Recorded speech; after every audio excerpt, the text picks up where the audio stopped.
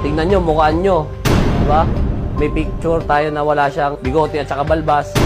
Kamakailan, matapos magpain ng asset ng mga otoridad para makausap ang suspect online, nagkasa ng operasyon ang PNP Maritime Group ng NCR kasama ang aming grupo. Pinlano kung paano babakuran ng suspect pagdating sa meet-up place nila ng asset.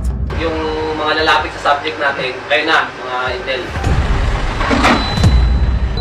Okupado na natin yung second floor at saka yung third floor. Hindi tayo pwede sa first floor kasi puro mga senior citizen na doon. Pero may tao tayo sa labas ng establishment o restaurant. So, tayo lang natin yung queue. Ang binabanggit ay anytime from now, lulutang na yung subject ng police operation dito sa isang commercial establishment few meters away kung nasaan ngayon ang ating team. Kasama natin ang buong puwersa ng Northern PNP Maritime Group sa pangunguna ng kanilang hepe, Major Robert Gutierrez. At ang suspect, gaya ng binabanggit kanina sa initial briefing sa atin, posibleng armado. Ito ay huling nakitang may dalang bag habang patungo dito sa meet-up point. So ilang minuto, abangan natin ang kanyang paglutang at kung saan isasagawa yung service ng warrant of arrest. Yung subject natin,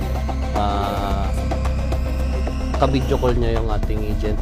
So yung agent natin napansin, nabigay niya yung description na naka navy blue na t-shirt at real time yan, nakakap, tapos mapansin natin may bag.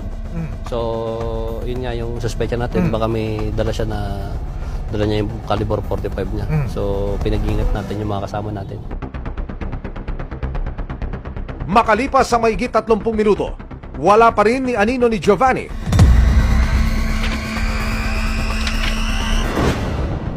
Bandang alas 3 ng hapon, isang lalaking may dalang bag ang dumating.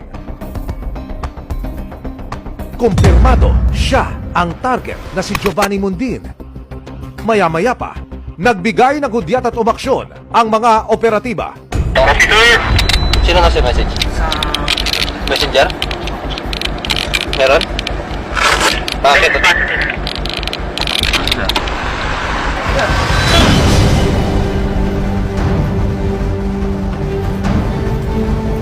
So gumalaw na yung tropa. Dito tayo sa gilid dumaan para hindi makita. Tingnan natin ang mga susunod na tagpo.